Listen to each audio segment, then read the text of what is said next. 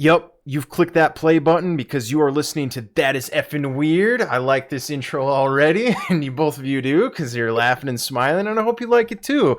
And we're going to continue with our last topic for Media Month, which is short stories. We've all taken a different angle at this. We all were talking a little bit before the show. Before we get into that, like always, we're going to introduce the hosts. I'm Alex. I'm Ro. And I'm Tristan. And with that being said, we are going to start with Tristan. Tristan, why don't you tell us what kind of short story you did?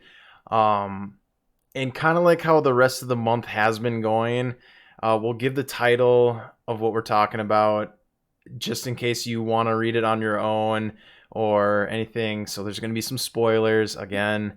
But yeah, I won't talk anymore. Tristan, go ahead, take it away. So I struggled with this one a lot because there's so many good short stories out there. Mm-hmm. Like I thought about doing Stephen King. I thought about going back to Kurt Vonnegut. Because like The Body and Shawshank Redemption are basically little novellas that you can knock out in a night if you really want to. Yeah. So I really struggled wanting to do those. But then I was cleaning and I came across an old comic that I had that's a collection of Alan Moore stories. He's a fantastic writer. He did V for Vendetta, if you've ever seen that one. Oh, okay. He wrote that story. Yes. Yeah, he's a weird dude. Like he's got like the big bushy hippie hair, giant beard. He looks like a conspiracy theorist. He's awesome though. Well, that movie V for Vendetta, I mean, that kind of has something to do with like the government taking over and everything. So that kind of, I feel like, fits his personality or his look. Yeah, it's basically just about fascism. That's essentially what it's about. But this one he wrote for DC for years, and he did all kinds of different weird interpretations of normal characters. Like that's what he would do is he would take like these things you think are kind of fantastical and then just like overly realize them. Like so the first one I wanted to talk about is called Mogo Doesn't Socialize. And none of these are long. They're like 4 pages, most of these. Like they're super, super short. So what this one is about those Green Lantern guys, right? They're like the guardians of the universe. That's their police for the universe, right? And they use that ring thing to like manifest their thoughts into the physical world, and they use it as weapons. And that's effectively what they do. But every section of the universe has to have kind of a protector. And this story kind of goes with them sitting in this archive room talking about the crazy different kind of Green Lanterns that there were. And like one of them he lists as there was a super intelligent smallpox virus that was a Green Lantern. And there was Dekurtsky he was an abstract mathematical progression. So did you say a smallpox virus? Yes. Yes. So it rather than a physical being, it was a thing that had the. Yeah. So they were talking about that specifically. They were talking about a meeting, and they're like, "Yeah, not all the Green Lanterns can show up because one, it's a smallpox virus, and the other one, they were there, but since they're an abstract mathematical progression, no one noticed." Are you serious? Yeah, that's how it starts. You know, I really like that. I really like that concept because I feel like almost like what we had talked about. What was it? I think it was last week with just like, I don't know, was it last week? No, I must have been editing one of the highlight videos, but I'd mentioned that like aliens or whatever, like I think it was something to do with that's very random because every episode has you mentioning aliens. I tried not to. To be fair, I'm actually talking about aliens for once. Yeah, They're just comic book aliens. But the concept of like not everything has to be human or human-like. Mm-hmm. Like the whole idea of like a virus has the Green Lantern or like that mathematical equation. Or I really like that. That's because I feel like that's actually something that could be true. Like that is actually something that might be out there. We just can't comprehend it.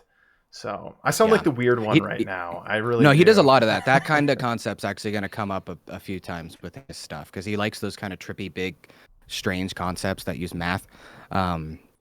Anyway, so the story moves on basically with they see one name on the page that they're looking at called Mogo, and the two people are talking, and she's like, well, who's Mogo? And the guy she's talking to says, oh, Mogo doesn't socialize. And then it cuts to a bounty hunter.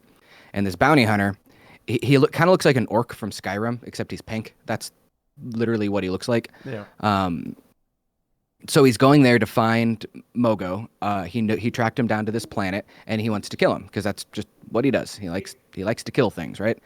So he spends years trying to find him on this planet, and what he notices is all the trees are cut very deliberately. So he starts mapping it, and after years and years and years of mapping this whole planet, it just cuts to a frame of him looking down and holding up the map, getting really scared, freaking out, getting in his ship, and leaving after years and years. And as he's leaving, you see the planet, and the planet it has the symbol and the ring of the Green Lanterns. The planet itself was the Green Lantern. Oh, that's cool. So Mogo doesn't socialize because it's a planet. Its gravity would rip apart the main planet Oa, where they're all from. That's cool. That's again, that's a really cool concept that he had. That okay, the planet itself had the was the ring. Oh, that's cool. I like that. As I said, the whole thing's pretty short, but the next one should be the one with the spiders. Okay, yeah. So basically, this one's called Brief Lives. Hold on. Basically, there's a Tristan. Before we go any further, since you brought up DC Comics, does everyone here have a favorite superhero? The thing is, I am partial to Marvel. That's fine. I'll allow it. Even though I'm not a huge Marvel fan, I will allow Marvel into this. Traditional superhero Batman, but if I can actually use characters, I'd say Swamp Thing because he's the coolest thing ever. Swamp Thing. Oh, dude, I own all of. Alan Moore actually wrote a thing of Swamp Thing. I own the complete collection of it. It's amazing. Basically, he turns him into this psychological element of he's an elemental, and he's basically able to contact everything in the green throughout the entire planet. Anything where there's plants, he basically is, because he is all the plants on the universe. Yeah. Then they turn Animal Man into the guardian of the red, so anything that has meat he can manifest into. It gets really weird. That's cool. What about you, Ro? The popular one, I definitely am a huge fan of Iron Man, but otherwise, I really like Scarlet Witch. Scarlet I Witch. love the way she lost her mind after Vision died, her robot, and then created and kidnapped people and created the city. And I love the way she loses her mind and then does some.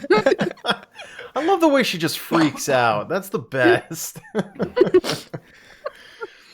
That's me. Yeah. So what about you, Alex? I would probably have to say I'm more of a DC fan. I really like the character Lobo. I really do. He's an alien bounty hunter. He's just a cool. Stop! Why am I not surprised? Yeah, right. Why am I not? Oh, he's surprised? cool though. He's a cool cat. Yeah. I'm really disappointed because I think they did try to make a show on the WB or the whatever it is about Lobo. It was just trash though, so kind of disappointed at that. But neither here nor there. Sorry to cut you off, Tristan. I just want to know everyone's... Oh, no, you're good. The next one I was talking about. So picture a hostile species of super intelligent spider things or flies, right? They're a bug species that goes around and conquers planets just because they can, okay? They take over the resources, kill them all, move on to the next one. That's kind of their whole deal. They take over this planet, and they come across these two giant sculptures. I mean, they're literally flies to a giant sculpture to us. It takes them a while to even figure out exactly what it is. And over the course of taking over the planet, one of the generals goes to the leader and says, over the last 5 years, his eye has closed halfway. We have to get to the bottom of what's going on with these statues. So they spend decades and decades studying these statues, coming to realize that they're alive. Just their perception of time is so much slower that literally a blink of an eye for them is this race's entire existence, right? So they decide to try to conquer them because they're like, fuck you, like we need you to know that we conquered this planet. And that's literally their whole point, is they need to make these things conscious of the fact that they're now enslaved. So they try, but they can't generate enough heat with all their lasers because the perception of time is so slow, it never lets heat build up enough for them to even feel it. Okay, hold on, Then- hold on one second. Okay, all right. Did you say that this was a species of bugs? Yeah, I mean, like super intelligent. They look like spiders to me. I don't know. Oh, okay. I'm looking at the sculptures. They are Yeah, those are the ripped. sculptures. Yeah, right. Yeah, they have a very the thinking. Remember the thinking thing that we were talking about Oh, before? They have kind of yeah. that vibe to them. Okay. Hmm.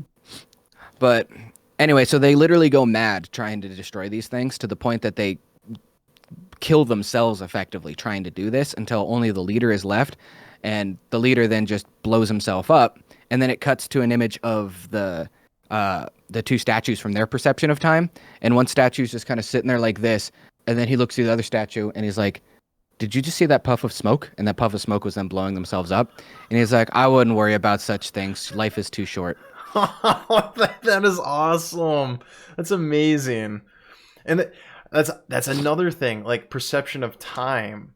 So like just the like how the universe to us, how just like one day might seem so long, but in like the universe perspective of things, like our existence on Earth could just be like a blink of an eye. That's really cool. This guy gets deep with his comics. That's why I like him, because he's a good writer, and like he does everything very cinematically. Mm-hmm. So like there's a lot of times he'll go pages without writing stuff, but the way he blocks all the images, it's just so cinematic. Like a good movie doesn't actually need a lot of dialogue to tell you what's going on. They show you what's going on, right? Good comics can do the same thing. You don't want everything laid out super literal for you, because then it's just kind of boring to read. There is a show on Adult Swim. I don't know if it's new. This is the first time I've seen it. It was like a week ago. I think it's called Primal. Have you guys heard of this? I've heard of it. I've not seen it. It's exactly like what you were saying, Tristan. There is no talking whatsoever. And it's about a cave. Yeah, it's crazy. And it's like 20-minute episodes, no talking, no nothing. And it's about a caveman and his dinosaur. It's the coolest thing. Yeah. That sounds fucking awesome. Yes. Okay. Yes. And I've been meaning to like actually like try to find it and watch it, but that's there's no talking, but there's I was watching like a clip of it, and it's amazing how what's going on can make you feel a certain way. So for instance, spoiler. Okay. Here's this little spoiler. If you want to watch Primal, don't listen. All right. Okay. Anyways. So they the caveman and the dinosaur are on a raft, right? And they're riding this huge wave, and like the wind is blowing in the caveman's hair, and he's just like, yeah, whatever. And then it just shows his face, and then like like the wind just stops. And it just shows them like a zoom out. It just shows like the caveman and the dinosaur just kind of slowly drifting on the raft. So the caveman goes like, he just like makes a grunting sound like, ugh. And then he gets in the water and he starts like paddling. And like it shows like the lapse of time, and it's like all day, whatever. And the dinosaur like looks at the guy and then just takes a nap on the raft as he's paddling, whatever. And the caveman, after paddling all day, gets on the raft, and he's like exhausted. He's heavy breathing. The dinosaur looks up at him, and then the dinosaur puts his tail in the water and then starts moving it. And then he takes over, and then the caveman smiles. And it's just like, it's like, oh, okay. So he's like the teamwork, and he's not gonna make him like, it's his turn to paddle, and like they're having a good time, So it's just like it's things like that. So again, don't mean to go off in a weird direction. It's an awe moment until a fucking meteor comes down and kills the dinosaurs. Don't ruin it, Ro. Sorry. But it looked like a good TV show, and it almost was doing what you were saying, Tristan. It just doesn't need any words, doesn't need anything, and it can still make you feel, and can still get the message across. So yeah, no, that's why I like work that does that. And then he combines that kind of skill set with just fucking amazing writing, just great writing on top of it. So it's sparse, so you're always wanting to read more, but like he almost doesn't let you, and it kind of keeps you engaged. I always like that part about it. You should read the book V for Vendetta if you get a chance. It's a lot more brutal than the movie, and the movie's pretty brutal, but it's a British dude talking about fascism. Like, they just have a great way with words about that kind of stuff. It's always really fun and just speech like, and it's great. It's very great. Does he write all the stuff himself, or does he have help? He writes it himself. He doesn't do all the art. I mean, he teams up with really good artists and people to actually storyboard stuff out, but he does the physical writing. Okay. Because that's a really big, that's a big dynamic in comic books. It's like who's going to control the visuals versus the words, and how that interaction works between that. Yeah. I mean, there's kind of a set way to do it, but every team kind of approaches it their own way, right? The last one I want to talk about is back with our Green Lantern friends. It's similar to the first one, but this one was my favorite one when I first read this book. This one's called The Blackest Night. So again, back to the Green Lanterns, their whole thing is about manifesting visually stuff, right? So they basically use their willpower. That's what powers that ring thing. And it's about willing objects into the world with green light. Now, as I said, every area of the cosmos needs a protector. So there's this one area that is completely void of light. It's so far out that there's no suns, there's no nothing, but there is life out there. It's silicon-based life, but it has no concept of light whatsoever. Like, it just doesn't exist that far out there. Think of like those salamanders or whatever that like live in the caves, that like they're completely isolated in this like self-reproducing population, but they don't have eyes because there's no light down there. There's never been the need for it.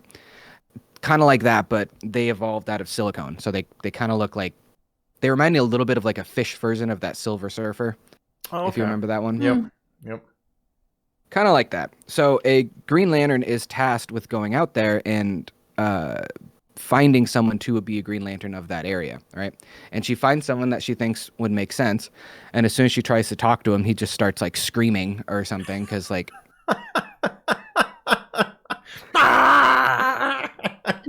basically, it takes them a while to talk with each other, because they're used to only sound, so their perception of sound is very different than someone with the perception of light.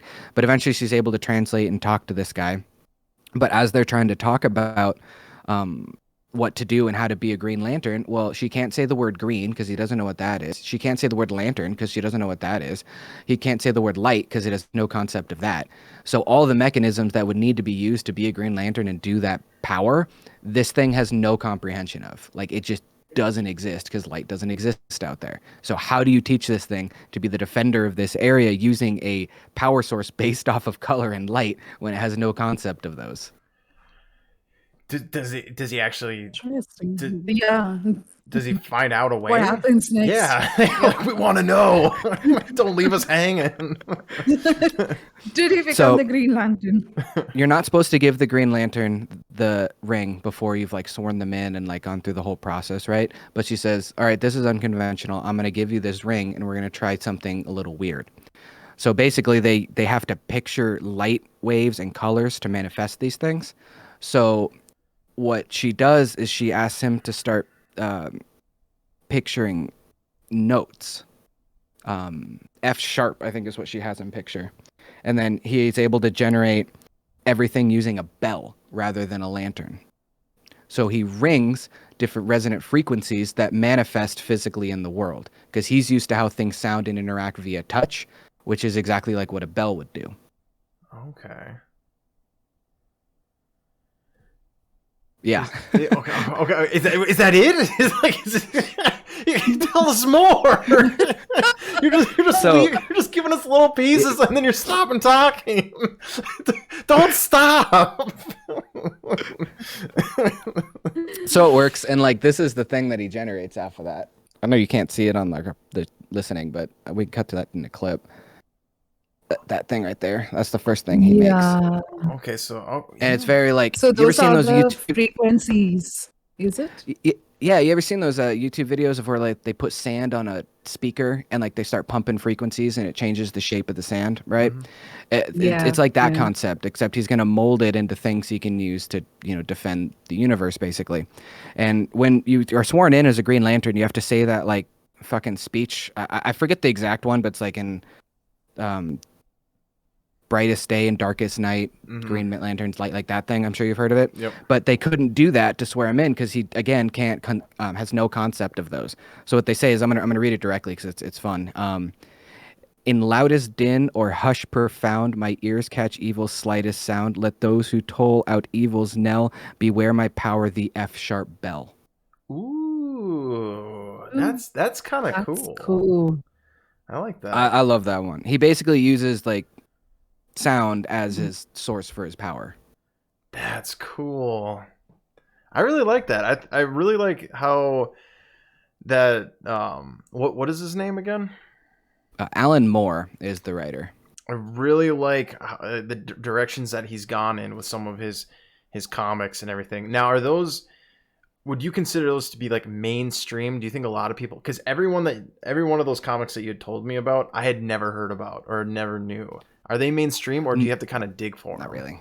No? This isn't a collection of like individual ones he'd do. So they're not super like, I mean, Alan Moore fans probably know them, but like average comic fans probably don't look at these ones very much because he does a lot of like weird runs and like hypothetical ones. Like there's one in here about like Superman has been dead and he actually just kind of disappeared or something. I forget specifically what happens. And then he did the Killing Joke in this one, which is where it's the origin of where the Joker actually comes from. And then actually at the end, Joker gets hit by a fucking car and dies. But none of it's canon. It's just like he's just writing these things just because he can. He's a weird dude, but he's smart as shit. He's just way out there when it comes to comics. Grant Morrison, if you ever read his stuff, they're very similar, except Grant Morrison gets less like trippy, like I did a bunch of acid in the 60s. He gets less like that, and he's more like I should have been a biochemical engineer, but I'm writing comics instead. This is I would have to say my biggest gripe about Hollywood and when it comes to superhero movies. Is that like the one that you just said about how those like squishy guys, those silicone things from like, imagine that being a movie. Like I feel like that would be, again, it would be hard to make because I mean, if you can't see anything, like it would just be like a blank picture the entire time. But it's just like little things like that I wish DC, Marvel, like any one that's going to turn it into like an actual movie, I wish they would do something like that, or like a Swamp Thing movie. There are so many different superheroes that it just bugs me when like they stick with like Captain America, Iron Man, Batman, Superman. It's like they have so many more superheroes. Like start like branching off. I feel like they've been a little bit better about it lately. Especially like with like what is it? They have like the She-Hulk now as a movie or a TV show. They did super. I've lost track of that series. Yeah. You've lost track of it. Yeah, they did Moon Knight. Yeah. So I don't know. That's just me. So DC does great animated movies, but their like live movies always just suck. Like there's not been a good one in a while. Just about to say that. Yeah. I was just about Except to for say the that. Killing Joke. Don't if you watch the Killing Joke animated, the Killing Joke part is perfect. The first half of it is this weird like love story between Batman and I think Batgirl, and like it's super weird and makes no sense and has nothing to do with the second half, and it's basically like 45 minutes of just filler because the Killing Joke couldn't make a full movie because it's not long enough. Got it. And it's just like just fast forward. I was gonna say I feel like they did a really good job.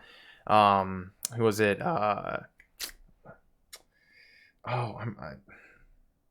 Tim Burton. Tim Burton's Batman. with Michael. Oh yeah, 1989. Yes, with Michael Keaton. Batman and Batman Returns. I feel like those two DC like Batman movies were perfect. I think just what is his name? Tim Burton. I think it was just a perfect Batman. He got the vibe of what Gotham should be and the bad guys, especially Danny DeVito as Penguin. Oh my gosh, he played a great Penguin. That was amazing. That was a good one. Yeah. So, all right. My short stories. All right. So, I was gonna do something easy, like, you know, not complicated, but there was there's a certain book that I've had for a while that I always pick up and read because it's just the short stories that are in the book. I love them. It's called Strange But True. It was edited by Corny.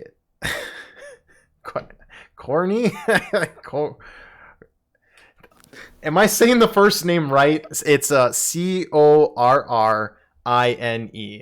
Corny, right? Corine? INE? Yeah. Corin.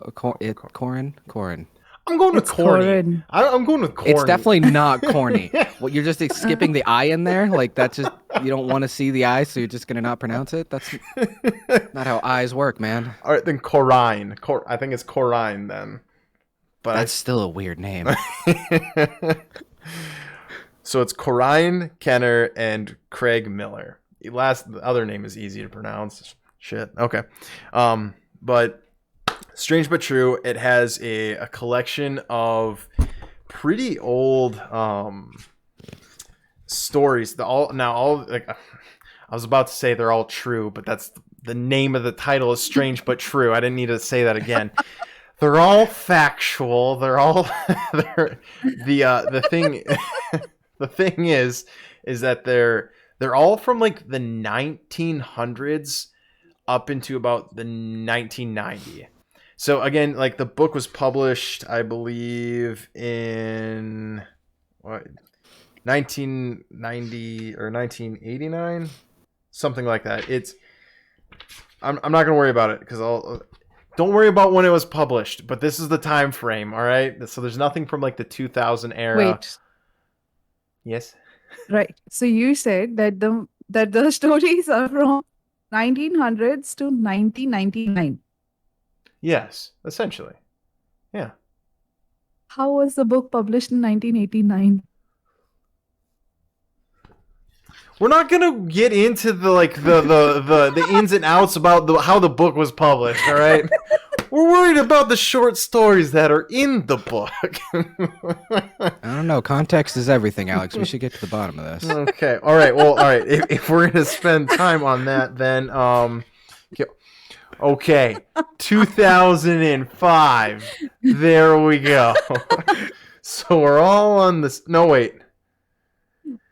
1997. Okay. So I lied. It's not 2005. What is first? Okay, hold on. It might be 2005. Okay. All right. I'm going to hold this up. Can you guys... Oh, come on. Don't... Come on. All right. Zoom in.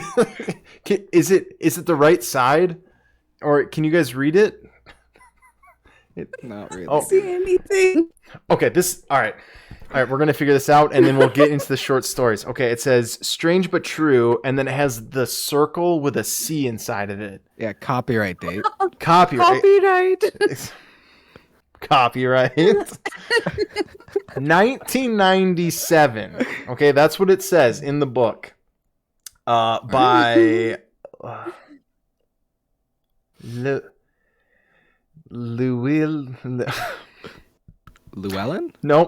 No, I think it's Llewellyn. Llewellyn. Yeah, I said that. Yeah, I said that. Llewellyn. Yeah, Llewellyn Publications. So that's what it says on that first sentence. Okay. But then it says, okay. So right here it says first edition, 6th printing, 2005. So it's the sixth printing of this first edition, and that was published in 2005, but the copyright date is 1997. Yeah. You think this is an original version of the book? No, it's just like a sixth reprint. Yeah, and that's I said that at the beginning. I don't know why we're going through this. I mean I said it was in 1997 it got published. This is the 6th edition in 2005. I thought I said that. Okay, we're moving on. But another disclaimer, I did email the actual publishing company of this book. They said that we could use all the stories in it, as long as we just credit the person who the story is about at the very end. I won't read the entire story unless you guys want me to. There are, I think, 4 stories that I wanted to bring up, and they're all different in their own way. The entire book, though, has, let's see here. It has miracles and mysteries. It has recoveries, dream messages, voices of warning, visions of death. Let's see here. Reincarnation, alien encounters, creepy creatures, and ghost stories. I didn't cover aliens because you guys give me shit all the time for alien stuff. So I was like, no aliens today. Also, some of the alien stories in here are not like, they're good, but they're not like super good. And then the ghost stories one row, I figured that you'd be covering something to do with ghosts. So I was like, eh. But the ones that I did pick, do you guys want to hear them? Yes. Okay. All right. Let me. Then I will read them. Okay. Here we go. So, the first story takes place in 1974. The title is called Timber.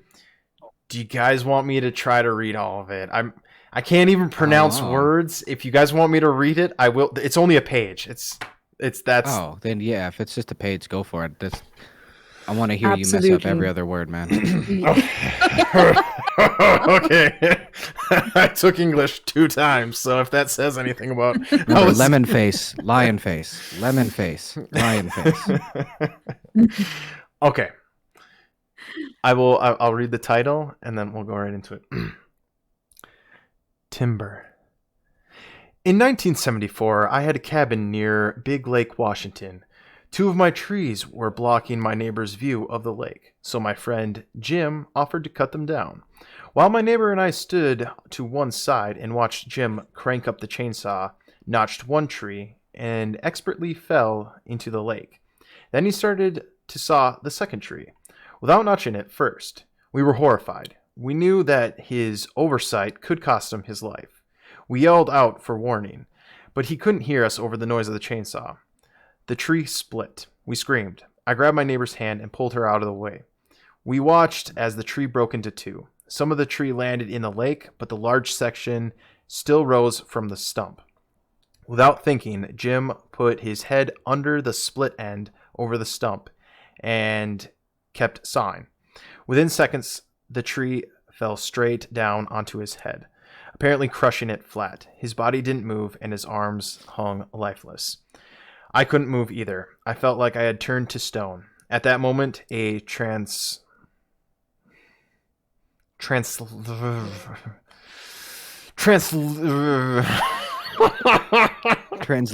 No. I think it is translucent.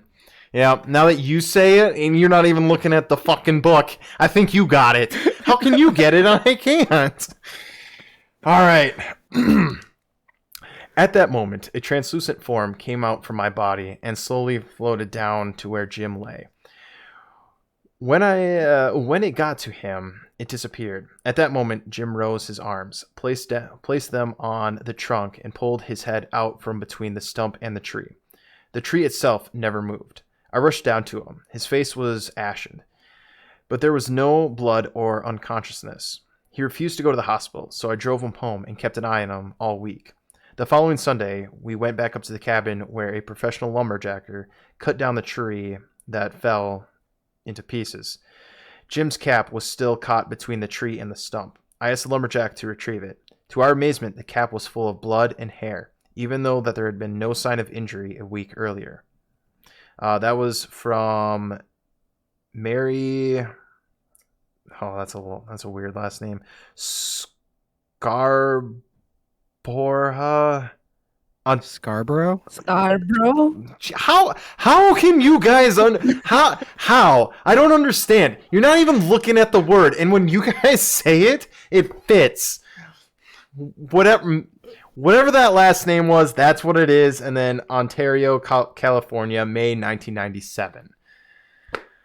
I know that was kind of rough, but what'd you guys think of that story? So essentially, a guy was cutting down a tree. It fell on his head.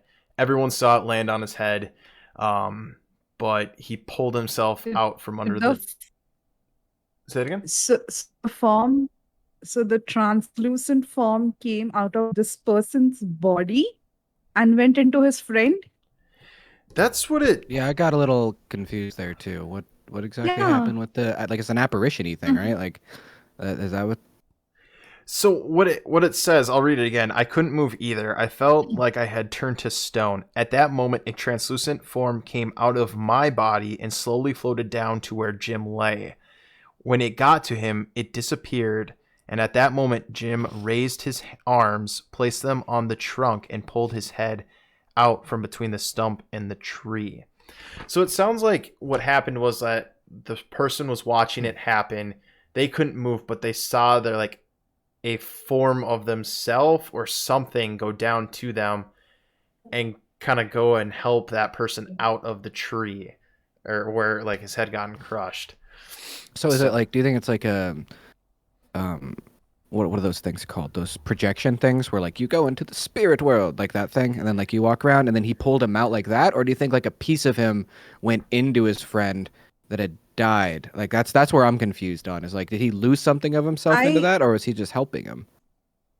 I think he lost a bit of himself, because considering the way Alex explained that the tree just fell on top of him, flat, he went. Yeah. I mean, that's what the book said. That's not me saying that. That's what the book said. Also, Alex, I just wanted to let you know that probably Scarborough is the name of the place where the author is from. Where? It's not the last name. Ontario, you said, right? In Canada? No, it said California. Okay. I can't read that. Don't show the book. Right there. I can see your face. I know the book. I'm trying to. It's just all glitchy and shit. I don't know. I'm sure if I were to take off the background, it wouldn't be like that. But it's somewhere in California. That's where it's taking place. Okay. But yeah, that makes sense. You with the redwoods and shit. Yeah, and that story comes out of Miracles and Mysteries. So there's, what is it? The show Unsolved Mysteries. There's stuff like that that happens too, where someone gets struck by lightning, and then like a figure comes and like it goes in their body, and then the person just wakes up, and it's like, oh, how did that happen? I feel like that might be kind of the same thing. Yeah, it's definitely an interesting story. I think it's a good one to start off the book too. I feel like. But do you also think that form may just have been passing through this person's body and is not necessarily this person's bit of soul? Do you mean like, so I think it was happening to pass by and he sees the Jim's gone down. Let me go. Oh, Jim's gone down. Let me go get Jim. I don't know why that figure is like a chronic smoker, but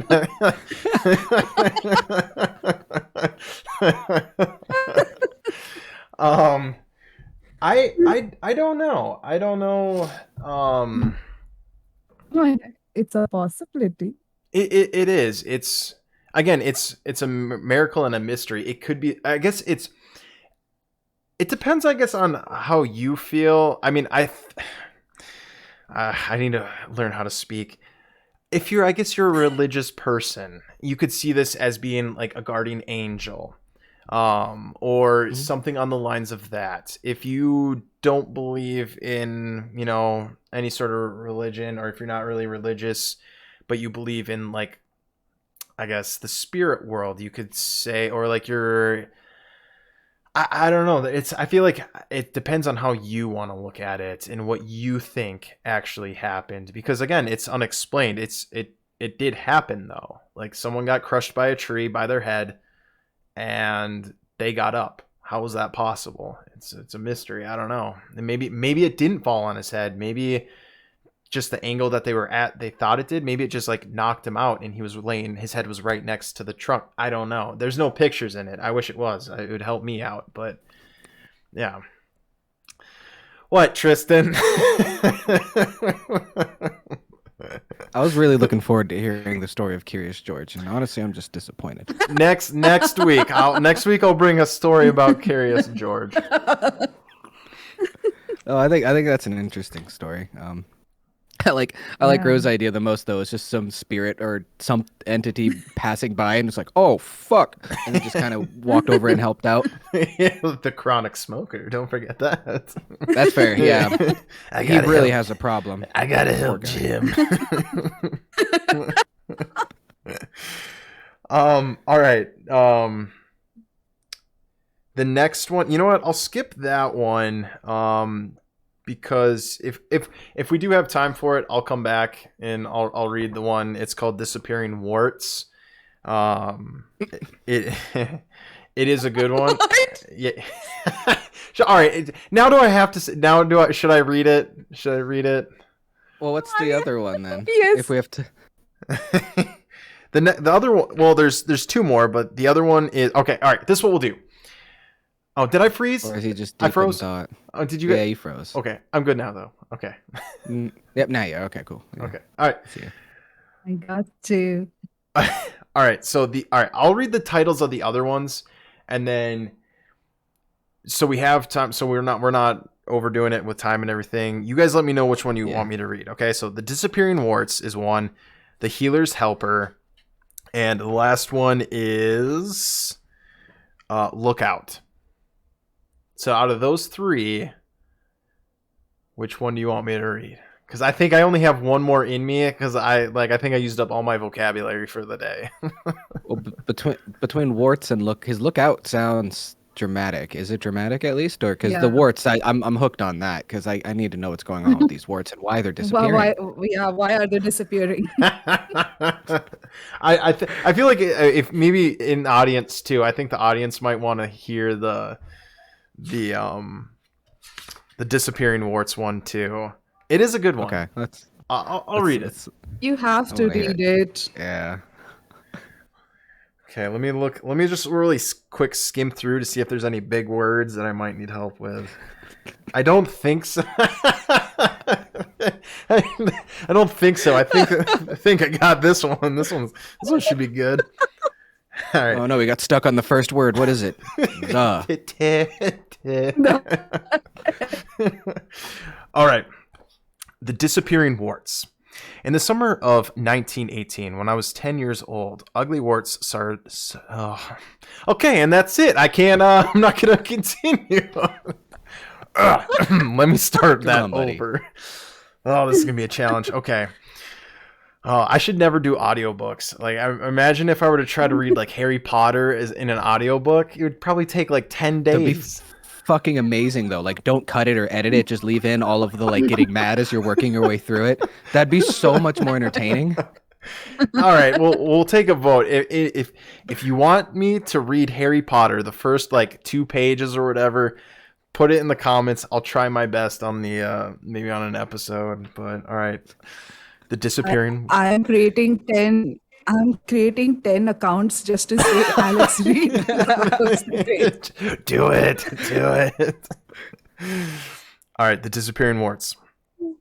In the summer of 1918, when I was 10 years old, ugly warts suddenly appeared on my left hand. I felt guilty. Mother often had warned me not to play with toads, and I had felt I had disobeyed her. I felt God was punishing me for disobeying Mother's dictum. That is the word. I swear, it's dictum, okay? Dictum, right? That's a real word. Don't That's worry. okay, we're good. We're going to keep going. we got past the first paragraph. All right. In September, at the beginning of school term, all of us had to undergo a physical exam. Noticing the many warts on my hand, the examiner ordered me to have them removed. I didn't know what dire consequences awaited me, but I had to tell Mother that the warts must be removed. Rather cold-bloodedly, I thought she said the warts will have to be cut out one by one or burned out with acid. Take your choice. Word of my predicament quickly spread through the old Brooklyn tenement in which we lived. One old granny, Mrs. Fieldman, came down to tell Mother she could get rid of my warts. She said she had an old worldly remedy. Let me have a thin white string about 30 inches long and a lightened candle. When Mother produced these, Granny Fieldman sat me down on a kitchen table, then asked Mother to leave the room, which she did reluctantly. Granny peered intently at my left hand and mumbled some unintelligible, meanwhile looping the white thread into knots. When she finally knotted the entire length of the thread, she held it under the candle flame, which burned quickly. Putting her finger to her lips, Granny forbid... Oh, jeez, I almost had it. I was on a roll right there. Okay, so Granny forbid me to speak as she left the kitchen. I laughed at her, forgetting to say thank you. Mother returned, and I told her about the knotting and burning of the white thread. She smiled. White magic, not black magic. But you can't tell. That night I dreamed I was choking. In a cold sweat, I struggled awake, jumped out of bed, and turned on the lights. Something made me connect the dream with Granny Fieldman's visit. I looked at my left hand. It was perfectly smooth. Not a wart remained.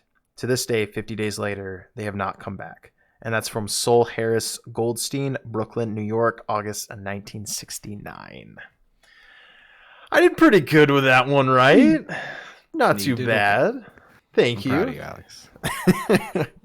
So that one is from, I think, the chapter, what is it? The Wart chapter. Remarkable recoveries.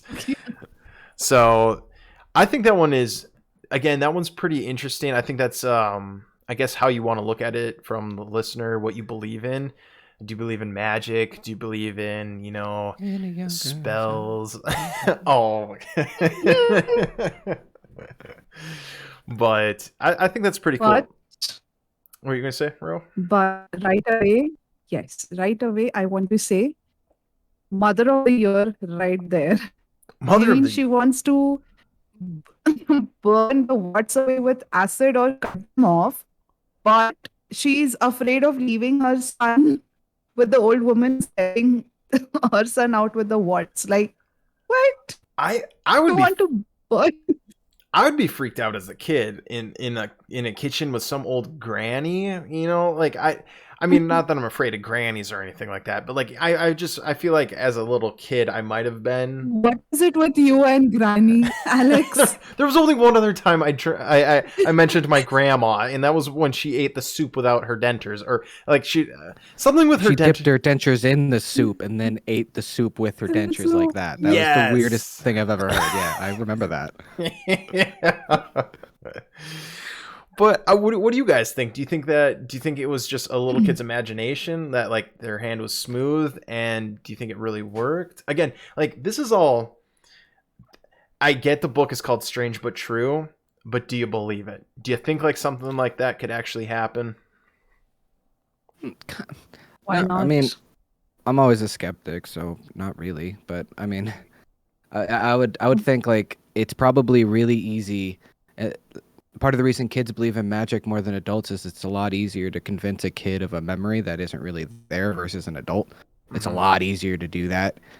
So they tend to remember things because all experience is memory, right? So if they remember it like that, like you can probably take a polygraph and it'd still show up as true. Doesn't necessarily mean that's exactly how it happened. But I don't know, there's a lot of like placebo effects with self-healing too. That's another thing you could think of, like where the body will just heal itself because it's convinced it's better, even though like it isn't, but it'll just do it because that's just kind of how our body can work sometimes. That So if you have a little kid who's open to interpretation and you can convince them enough, maybe between a little bit of a false memory and the body actually healing itself because it was convinced it was going to be healed, that happened. I think that just shows how powerful the brain and the mind really is the placebo effect. When, like you say, like, yes, this pill will, stop your coughing, and then you take it and it's just a sugar pill, but you stop coughing because you think that the pill is going to stop it, and it does. And I mean, sometimes it does, sometimes it doesn't, but it just kind of shows you like how powerful the mind is. And I think that's what, when people are like, just be positive and keep telling yourself that you can do something and you'll be able to achieve it. I think that maybe kind of, I don't know if I can say the same thing, but I think that kind of plays into it just a little bit. So I think it's the exact same thing. I've talked to many people about that. It's just like unhappy people are always unhappy, and happy people are happy. Like, it doesn't necessarily have to do exactly with the circumstances around you.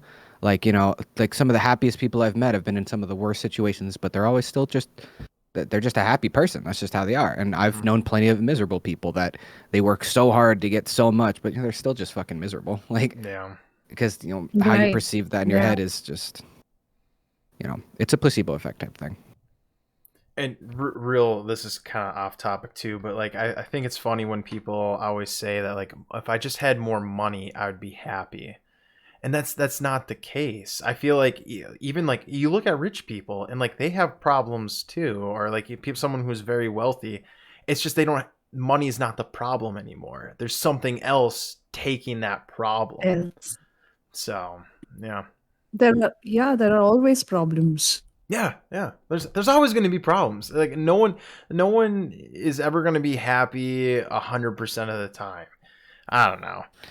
I just the money one gets complicated because I think that money is so deeply tied up in resources, like, because that's how you, so which is tied to like livelihood, and like everyone talks about being happy and all that good stuff until they're starving. Like those That's true. theoretical concepts Yeah, kind of I go out mean, the window real quick.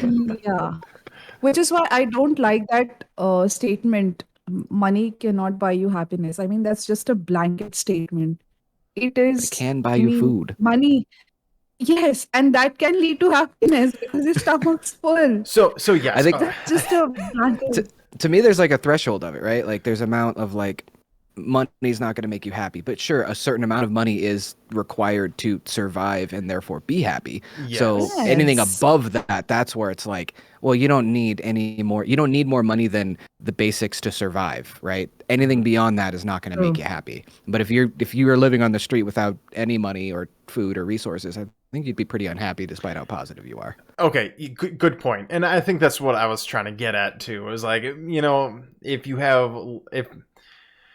yes, you do need some sort of like money. Yes, can make you happy, but like so much, like if you want like millions and millions of dollars, that may not necessarily make you happy. It's gonna, like, yes, it'll help maybe solve some problems, and you'll have these things, but there'll probably be other things that you'll be unhappy with. I saw this one guy. I forget the number, but he lives his life with like a set amount of altruism, is what he called it. Basically, I forget the number. I think it was really low, like shockingly low, like 30,000. It was either 30 or 60,000 a year USD is like what you need to just live. And anything above that, you should never keep. Is basically how he put it. So anything over like a certain threshold of what he has, he immediately gives away to charity. Oh, that's nice of him.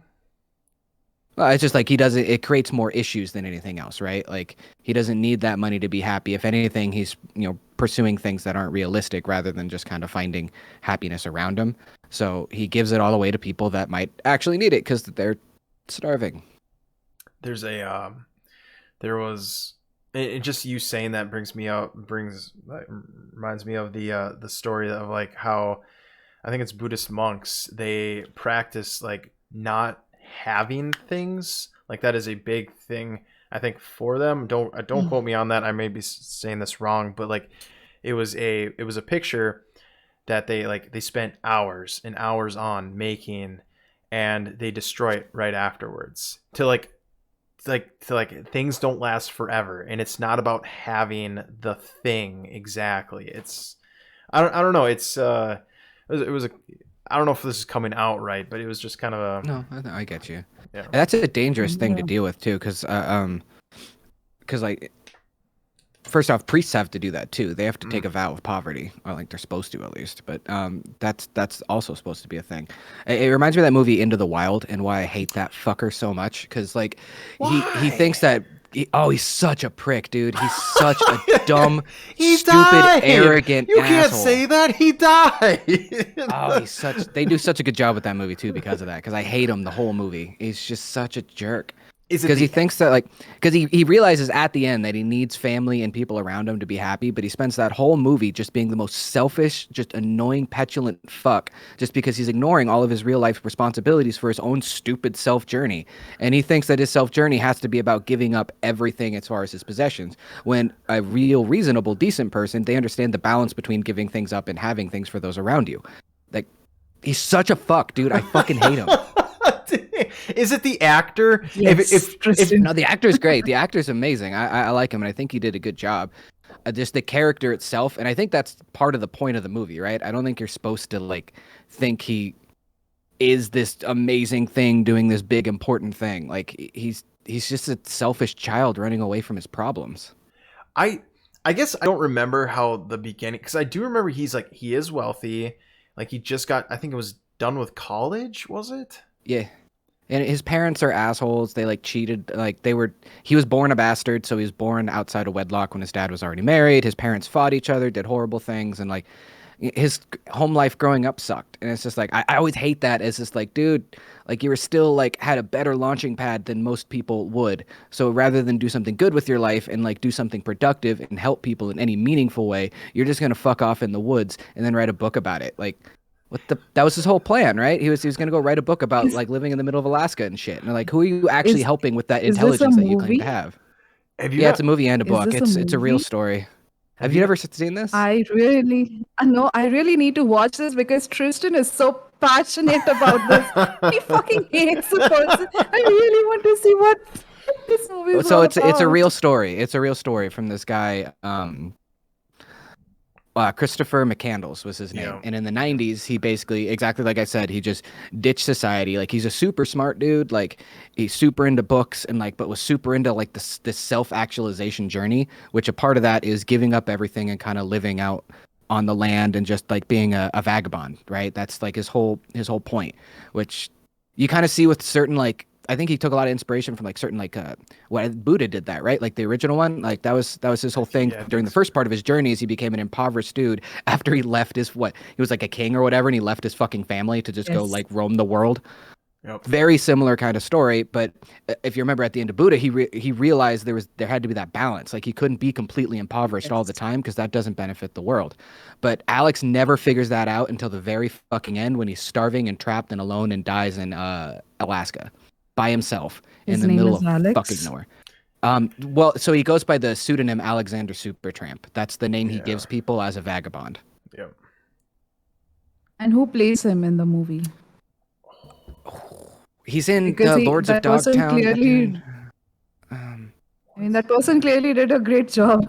What is his name? He's a good actor, and he played the part really well. I think he encapsulated it well. I just don't like that. Like, you can learn a lot from that dude's journey, like honestly, but he's just.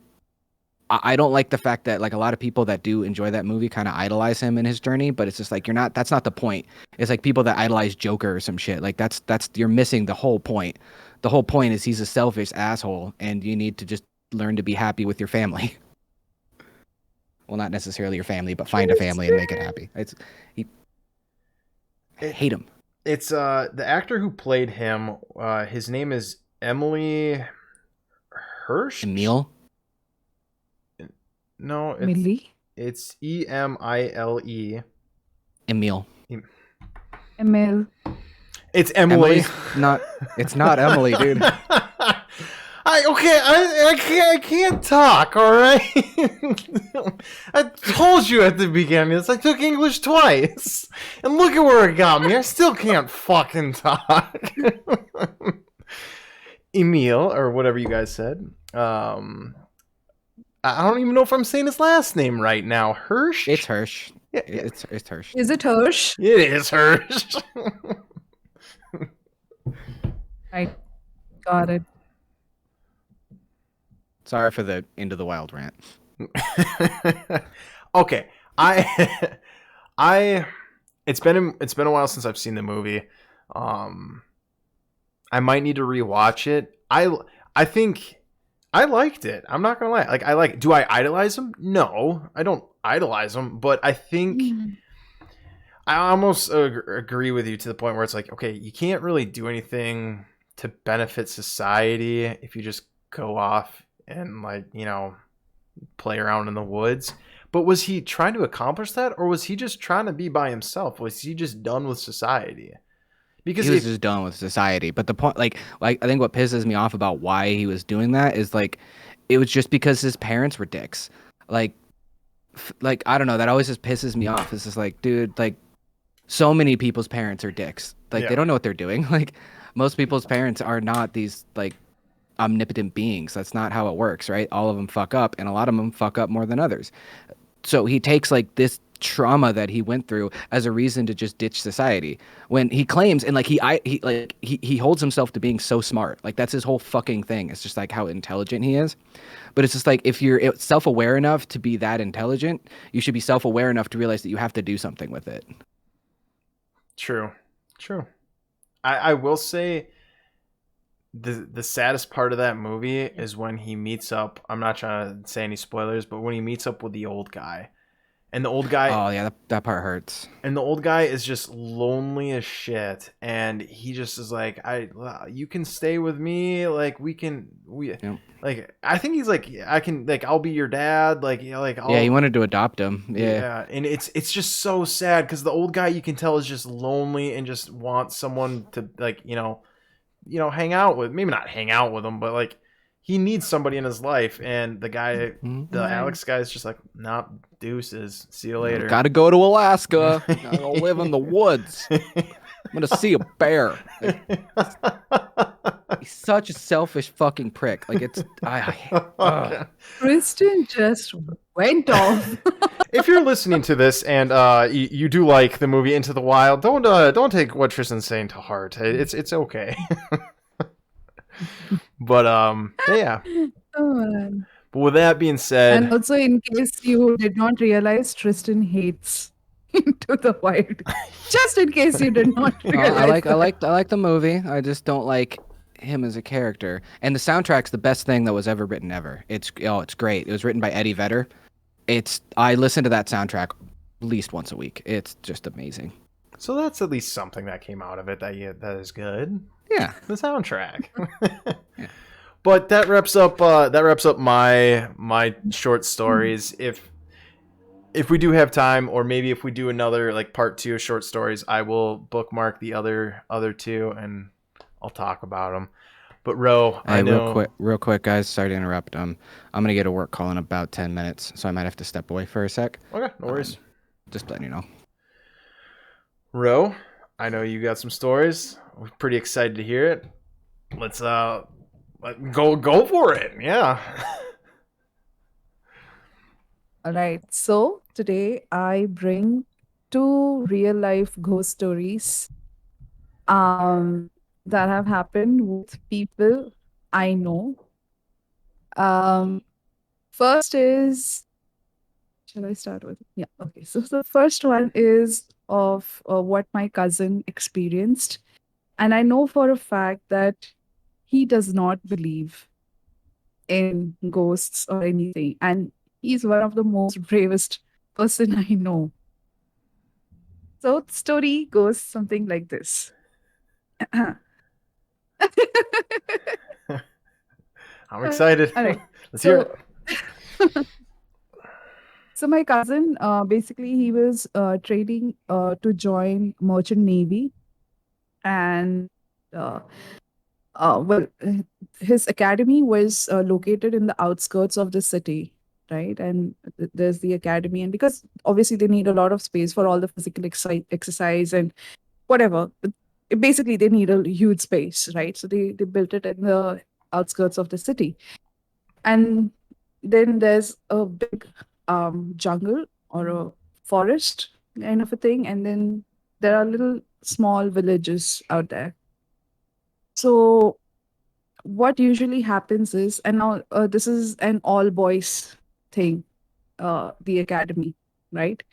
So what usually happens is there's one person who's kind of chosen every night to monitor the hallways to ensure that no one's out of bed. Uh, because they have a very strict timeline to sleep and then to wake up, and basically very hard at discipline. So this particular day, my cousin was asked to monitor the hallways and just to ensure that everyone's sleeping, no one's out of bed, nobody is where they are not supposed to be doing what they're not supposed to do Yeah. at night. And the other thing that usually happens at around 2 or 3 o'clock is that there's a water pump, right? A motor which needs to be switched on every night around 2:30, 3 o'clock, because that's when the water comes from um, I don't know, from the local water tank. Yeah. Yeah. I cannot explain it in US terms, but yeah. So they have to go and switch it on, and it's quite a distance from the academy where the water pump is located. So it was his friend that night who was supposed to go, and the friend was like, "Come with me because it's scary as shit outside. So let's go together."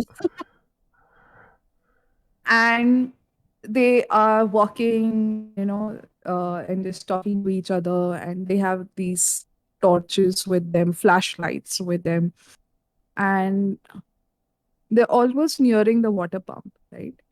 And then they see a lady sitting on a stone with her head bent down, and she's crying, Mm-mm. right? And they can't see her face. No.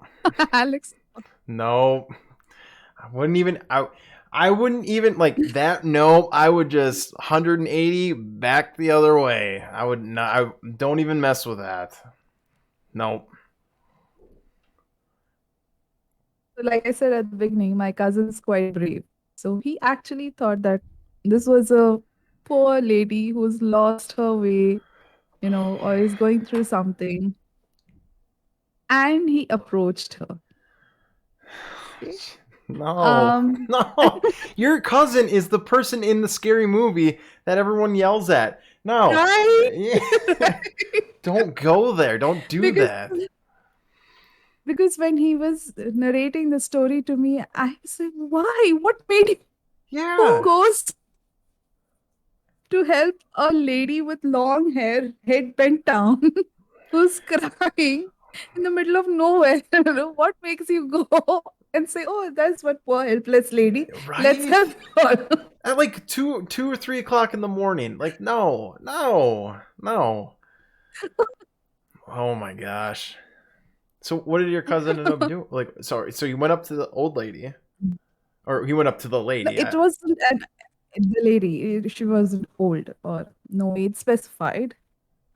So him and his friend, they go up to the lady and they ask her first in the local language, like, "What happened? Why are you crying? Are you lost?" She doesn't reply. She's just crying. And then they think maybe she doesn't know this language. So they try a couple of other languages, what they know between each other. Whatever languages they knew, they asked her the same question, like, what is it? Why are you crying? Um, and this lady just is not responding. They give up, kind of like, maybe we should go back, ask someone else at the academy, and ask one of the probably the teachers or the professors or whoever to come. But as they're making that decision, the lady stops crying and she starts to look up and smile. No. That's that. Yep. That's when you. Okay. If you haven't done the 180, that's when you do it. And oh my gosh. Okay. Okay, so she's crying. She looks up. Now she's smiling. Now she's Yeah. smiling. Okay. What next? Yeah. So now she's smiling, right? And they look at her and they see very clearly, right? As she's smiling, her incisors, are they called incisors? I guess yes. Yep. It starts coming out and it's dropping out as she is smiling. I And picked a hell of a place to walk in on. Yeah, you did. You didn't even hear the start of it. And okay. So, okay. All right. It's okay. I'll just. That's on me. I'll listen back to it later anyway, so it's all good. Continue. Yeah. Right. Oh. right? So, well, let me give you a quick summary till here because, Tristan, I think it's unfair. So my cousin and his friend marched out in the jungle at 2 or 3 in the night to switch on the water pump, which needs to be switched on every night for the water to, to be flowed into the academy tanks or whatever. And on the way, they see this lady who has her head bent down, long hair, and she's crying. And there's fucking nothing elsewhere, and there's no light. They just have their flashlights in hand, and they have asked her in various Indian languages as to what is wrong and why she's crying, and can they help her. And Alex very rightly pointed out that my cousin behaved exactly like one of the characters in the scary movies where they go where they're not supposed to go or approach someone where Yeah. they're not supposed to. Yeah. I get it. Your Right? cousin's brave. Good on him. Like that, we need people like that in the world. It's good. But there's red flags. There's just like little cues that's just like it's no. So as him and his friend are discussing what needs to be done, this lady suddenly picks up her head and looks at them and starts smiling, and her teeth start growing and growing and growing. It has reached till her chin, and these guys are frozen because they don't know what to do. And suddenly they just start running. They run for their lives towards the academy back. And so in our culture, okay, it's usually said that if you feel if you feel that there is a spirit or a ghost behind you, never look back. Never look back. Like a cool guy walking away from an explosion. Yes. Yeah, that's the American version, I think. Yeah, when we blow something up, we're not allowed to look at it. Nope. Yeah. No, we're too cool. We know it's a cool explosion. But in our culture, we are also shitting our pants because there's a ghost right behind us. Do you think that India just statistically has more ghosts? Because your guys have such a rich history of that. I don't know why, but they seem much more. If there's a spirit world, I think they're much more active in India. It's India, and I think Southeast Asia in general. Yeah, I mean, we have awesome ghosts. What if that's like the portal or like the airport of like the ghost world? Like you have to land there, and then you get to go be a ghost there. Yeah, you get to go be. And a that's ghost. why the ghosts are so creepy, because they're just from all over the world, and then they're super confused because they just get dropped in India all of a sudden when they grew up in South America, and they're like, "What the fuck is happening?" Where am I? And it's not like, why are there so many people? And like the moaning that you're hearing is not the ghost trying to scare you. It's them being frustrated, like, oh, Yes, like yeah, like Do you know where gate 36 is? Come on. Yeah. Pushing stuff I over. said Indiana, not India. Oh man. Okay. Anyway, so they're running away from A ghost shitting their pants. Got This it. Not the ghost is shitting its and pants. They're shitting their pants.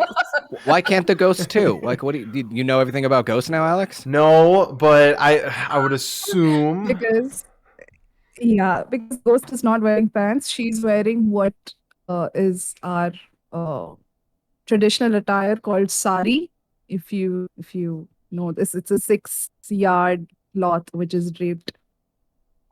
I And know that because of The ladies wear it. Office. Oh yes. And Alex looks clueless. Alex, I'll send you a picture. Okay, all right. Thank you. Right. So the lady, well, the boys are running, and like I said, we are asked never to look back if there's a spirit or a ghost chasing you or is behind you. My cousin's friend made the mistake of looking back because he was scared. He thought the lady's like right behind him, breathing down his neck, and I think that's a natural reaction to, when you're running for your life, you obviously see if you're how far is your enemy, right? You just don't run blindly. Well, he saw there was no one. There was fucking no one over there. She disappeared. And let me remind you, this is in the middle of nowhere. There's nothing for her to hide. There are no villages, nothing. So somehow they reached back to their rooms, and they're sweating, and it's winter over here. And I know it's not as cold as the US or whatever, but our winters are winters for us. So, and when they are sweating in winters, it means like, well, you know. Yeah. And eventually, what happened is the person, my cousin's friend who looked behind, he fell sick, and he had fever, he had high temperature. It almost took him a week to recover. They did inform uh, the people who they were supposed to inform, the authorities, as in not really the authorities, but the professors and the seniors, about what they experienced. And what I believe is it all kept hush hush, but eventually there was a change in how uh, you know how the shifts were assigned for people to monitor. So there were always two people, like two people to monitor the hallways, and two people who will be going together, and they are not to engage in any conversation with anyone whatsoever.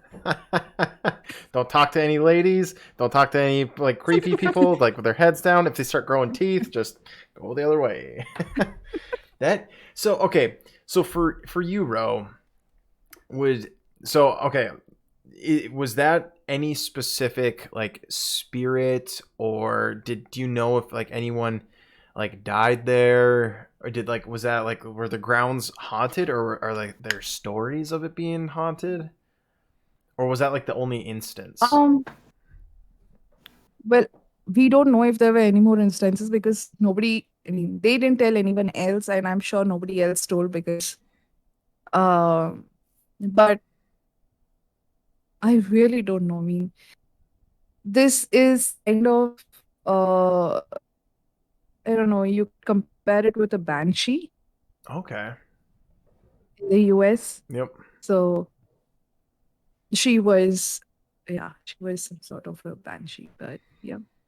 Now, so did your cousin initially tell you this, or did you just kind of like ask all your family members like, hey, we're like, does anyone have any weird stories, or was this something that like was just kind of spontaneously brought up? Like how did you find out about this?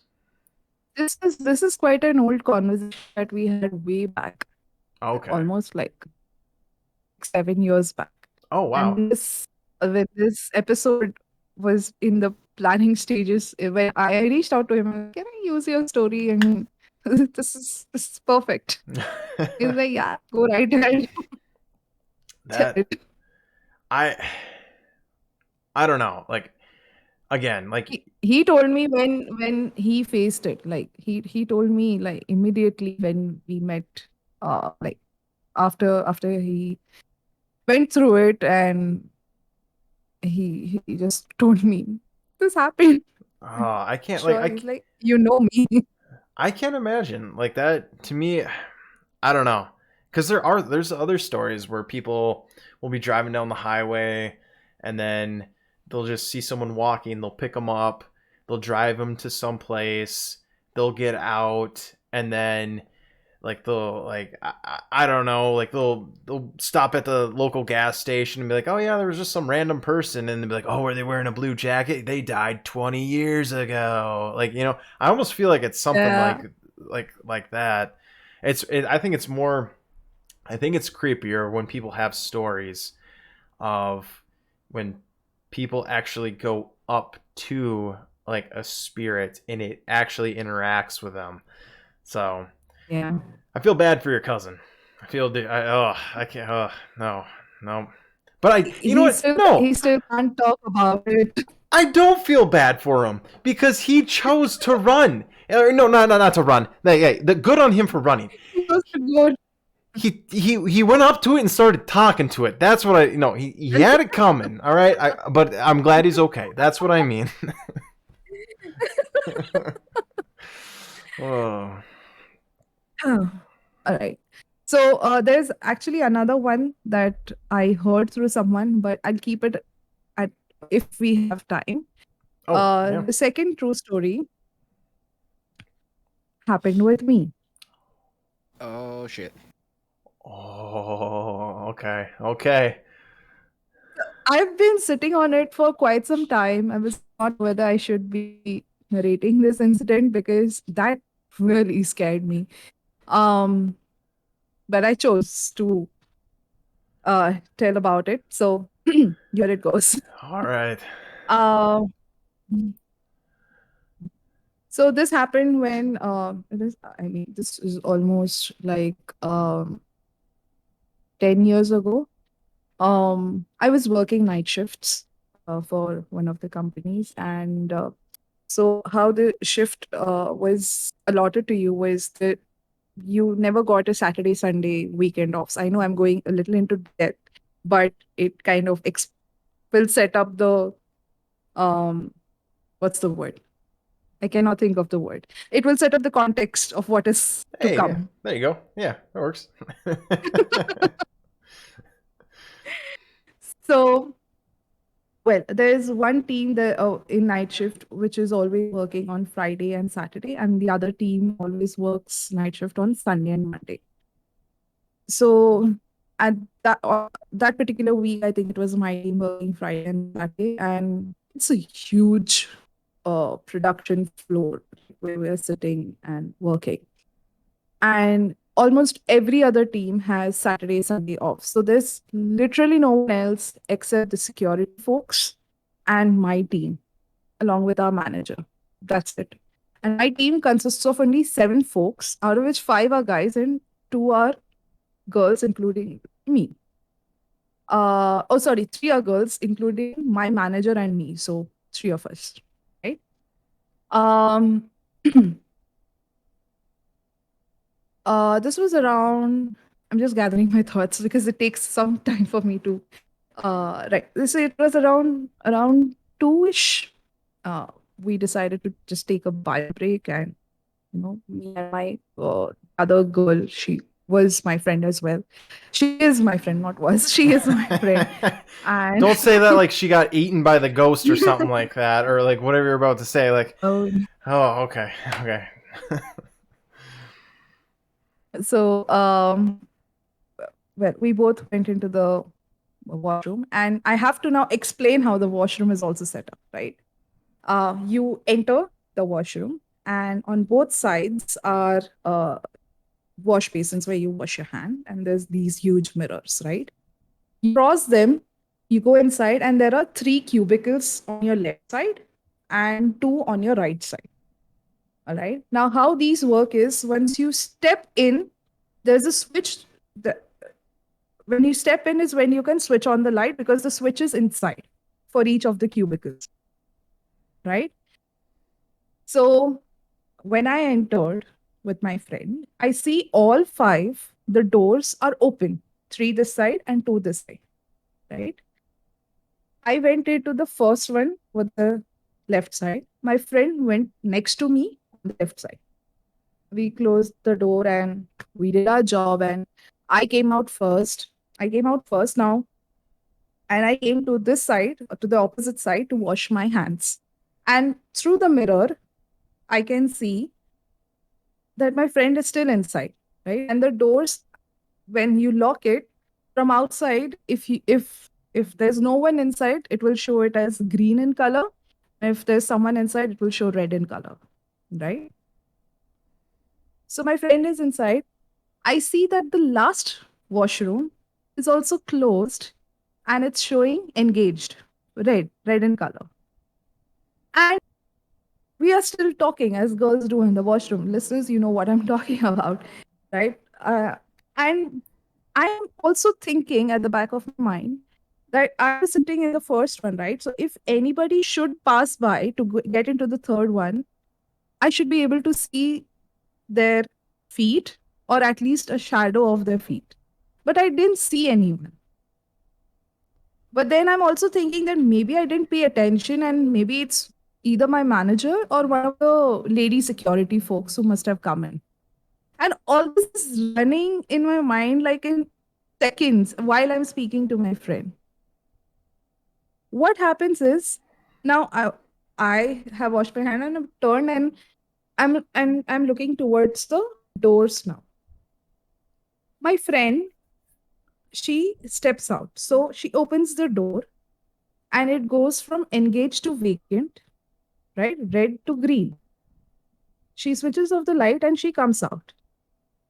However, simultaneously, I also see the third door going from engaged to vacant, the same way she did and the same time she did. And the door is opening slowly. And she comes and she's standing next to me and she's washing her hands. And I'm waiting to see who was inside, right? And the door is opening very slowly. After a point of time, I realize that the light is not switched on inside that cubicle. It's off. And finally, the door has opened so much that there is no way possible that a human is standing behind the door.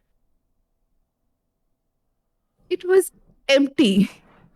And at that literal moment, when it hit me that there's no one who could be behind that door, I suddenly felt my body freeze. Like I couldn't move from my spot. And I somehow held my friend's hand and I just, you know, said her name. I'm like, I just could just say her name. And then she looked at me and she looks back at the washroom and she pulls my hand and she grabs my hand, she pulls me outside the washroom. Okay. And she makes me go to the seat. I thought for a second you were Yes. gonna say she pulled you to go like look inside the cubicle or Oh whatever. no, I was like, she's not that mean. okay. Because I'll come to that. She made me go and sit at my seat. She asked me to drink some water. And what she said completely freaked me out. She was like, "It's okay. I know what you saw." I was like, "What? What do you mean?" And so somehow she has this, some people have this kind of sense of, you know, seeing ghosts, for lack of a better term. Mm-hmm. So she was one of those persons, and apparently she's inherited that from her mother. So she can sense those presence, especially hostile presence. And she was like, "It's okay, but never go alone." Story doesn't end there. The story doesn't end there. Okay. So our usual week begins, right? And there's another friend of mine who is kind of my senior because she started before me, way before me, like she was from the first batch. And when we met, I was narrating to her like what happened with me, and she was like, "Oh, you didn't know this? Everybody knows about this." I'm like, "What? Nobody cared to tell me what Yeah. happened." And she tells me, when the building was newly constructed and then, our office was set up over there and all that. Like I mentioned, she was from the first batch, right? At that point of time, there was absolutely fucking no one on the production floor except for her team again. So they were just new and, they could all take breaks together and all that. So just outside the washroom, there's a breakout area where you have the coffee machines and water coolers and whatnot, right? So the rest of her friends are standing there and she goes inside the washroom and she went to the last one. Right? The one that She's opened. done her job. The one Yes. that. Yes, exactly. Okay. She's done her job, and as she's, pulling up her pants, she hears a woman scream. And she's worried. She thought something happened outside. So she quickly came out and she asked her friends, like, "Did you hear that? Was it one of us?" And the people standing outside, like, "Hear what?" And she's like, "A woman just screamed." They're like, "Woman screamed. Like, are you okay? Is the night shift getting to you?" And they're like, and she's like, "No, someone really screamed out loud." And then our trainer at that point of time, he overheard their conversation and he told that when the building was getting constructed, there was a woman and a child also who were part of the laborers who were constructing the building, right? And she fell from that particular place and she died. Oh, jeez. That, my dear friends, is what happened with me. That. And now, this is one of the many reasons why girls don't go to the washrooms alone.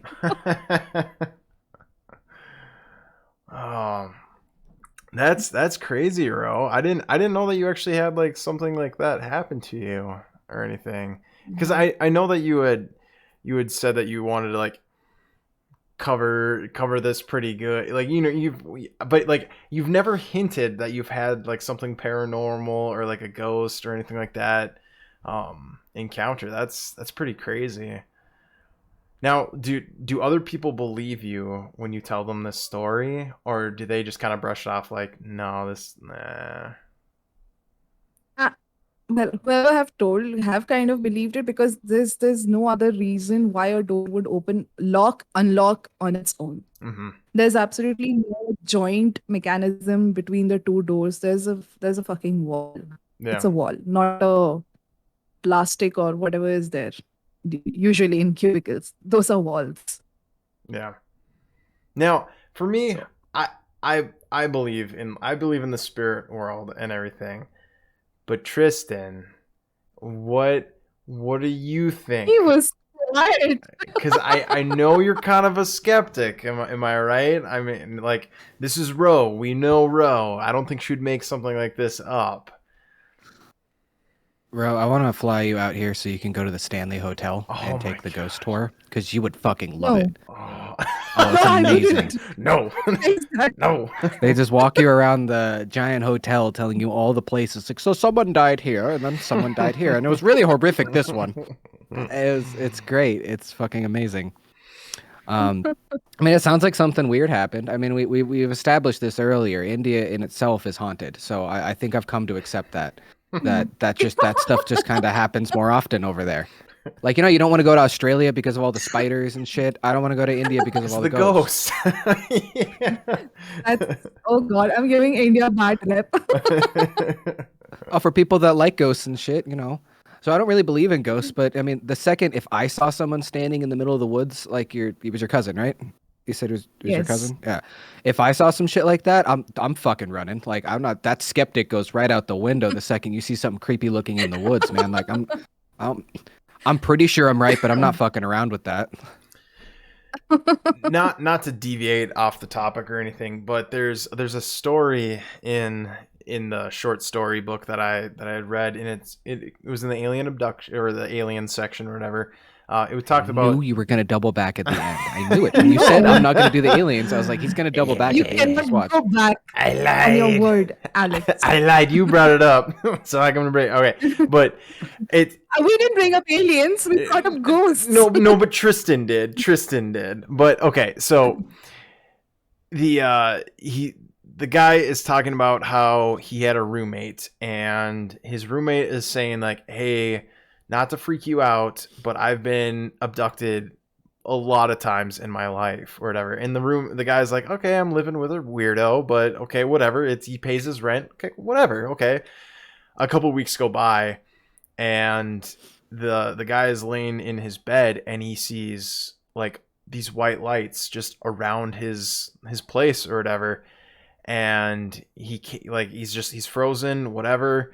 And then I think he said he fell back asleep, but the next morning his roommate's like, "Hey, just so you're aware, I got abducted last night." And the roommate is like, I saw the lights, like I believe you. Like, so I almost feel like it almost takes something for a skeptic. I think it actually takes something to happen for them to start believing. And I mean, like, that's just how it is for some things, you know, like sometimes you just need to see something to believe in it. But I don't know, Ro, I believe you though. Like I believe that like there was something in the bathroom with you. I think there's a lot of things on Earth. I've said this many times that we just can't explain. So I don't know. I think you're right though. You don't go to the bathroom by yourself, and I think you'll be good. Hopefully. I really did think when you were telling the story though, I really did think that you were gonna say your friend was gonna pull, like you guys were gonna go check it out, and I was about to be like, "Ro, you're just like your cousin. No, go the other way."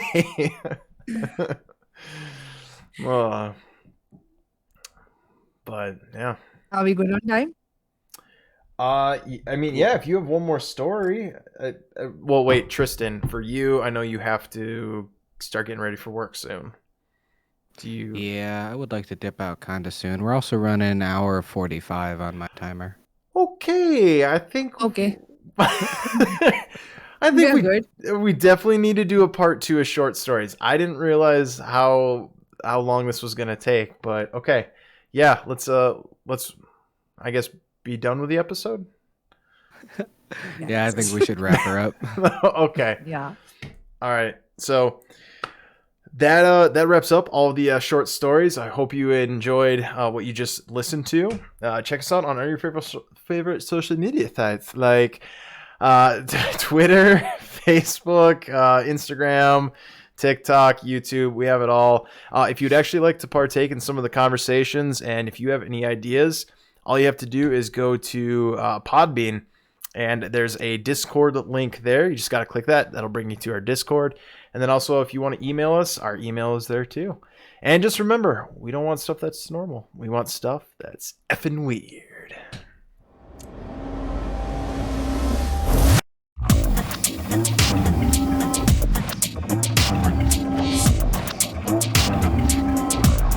That is effing weird.